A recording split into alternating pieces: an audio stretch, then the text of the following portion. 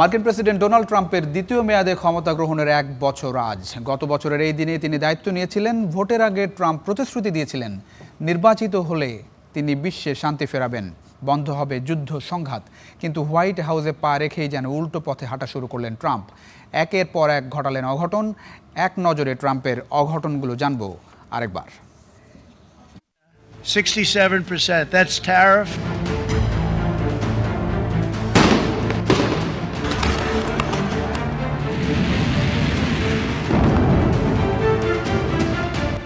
That I will faithfully execute.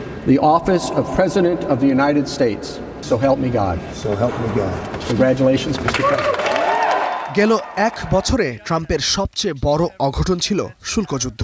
2 April অভিষেকের মাত্র 3 মাসের মাথায় যুক্তরাষ্ট্রের সাথে বাণিজ্য সম্পর্কে থাকা দেশগুলোর উপর 10% বেজলাইন ধরে নতুন শুল্ক ঘোষণা করেন ট্রাম্প। শুল্ক ঘোষণার দিনটিকে তিনি আখ্যা দেন লিবারেশন ডে নামে। ট্রাম্পের আগ্রাসী শুল্ক নীতির কারণে খোদ যুক্তরাষ্ট্রের অর্থনীতিকেই এখন ভুগতে হচ্ছে। পাল্টা শুল্কারোপ শুরু করেছে বিভিন্ন দেশ, বিশেষ করে চিরবৈরী চীনের সঙ্গে তুঙ্গে উঠে উত্তেজনা। এখনও চীনের উপর 47.5% শুল্ক আরোপ করে রেখেছে যুক্তরাষ্ট্র। মস্কোর তেল কেনার অভিযোগে ভারতের উপর আরোপ করা হয় 50% শুল্ক। শুল্কের পর ট্রাম্পের আরেক আগ্রাসী নীতির কবলে পড়েছে অভিবাসন। অবৈধ অভিবাসী এড়াতে মরিয়া ট্রাম্প। অভিবাসী ঠেকাতে যুদ্ধকালীন আইন এলিয়েন এনিমিজ অ্যাক্ট পর্যন্ত ব্যবহার করতে চেয়েছেন তিনি। বন্ধ করতে চেয়েছেন জন্মসূত্রে মার্কিন নাগরিকত্বের অধিকার। একের পর এক রাজ্যে মোতায়েন করেছেন ফেডারেল এজেন্ট। মিনেসোটায় অভিবাসন বিরোধী অভিযান চালাতে গিয়ে এক নাগরিককে হত্যাই করে বসে আইসিএ এজেন্টরা। বাংলাদেশ সহ বিশ্বের 75টি দেশের জন্য বন্ধ করেছেন ভিসাও। দ্বিতীয় দফায় হোয়াইট হাউসে প্রবেশের পর অনেকটাই বেপরোয়া ট্রাম্প।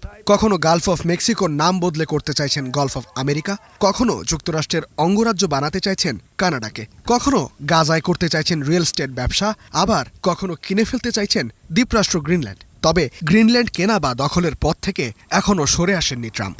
বরং গ্রিনল্যান্ড রক্ষায় ইউরোপের নেতারা সোচ্চার হতেই এবার তাদের উপরও আরোপ করেছেন শুল্কের অস্ত্র। দ্বিতীয় দফায় দায়িত্ব গ্রহণের পর থেকেই বিশ্বের সামনে নিজেকে শান্তির দূত হিসেবে তুলে ধরেছেন ট্রাম্প। কিন্তু বিশ্ব শান্তির এই দূত জুনেই হামলা চালান ইরানে। দেশটির পরমাণু কেন্দ্রে বাংকার বাস্টারের মতন শক্তিশালী বোমা ফেলে যুক্তরাষ্ট্র। জবাবে মধ্যপ্রাচ্যে যুক্তরাষ্ট্রের বিভিন্ন ঘাঁটিতে হামলা চালায় ইরান। তৈরি হয় বড় যুদ্ধের আশঙ্কা। পরে অবশ্য নিজেই যুদ্ধবিরতির আয়োজন করেন ট্রাম্প। 3 জানুয়ারি মধ্যরাতে ভেনেজুয়েলায় হামলা চালিয়ে প্রেসিডেন্ট নিকোলাস মাদুরো ও তার স্ত্রী সিলিয়া ফ্লোরেসকে তুলে নেয় মার্কিন সেনারা। এই ঘটনায় বিশ্ব যখন হতবাক, তখন নিজের সম্পর্কে ট্রাম্পের মূল্যায়ন, তার জন্য কোনো আন্তর্জাতিক আইনের প্রয়োজন নেই, তার নিজের নীতি যথেষ্ট। ইস্তিহাদুল মাহমুদ, স্টার নিউজ।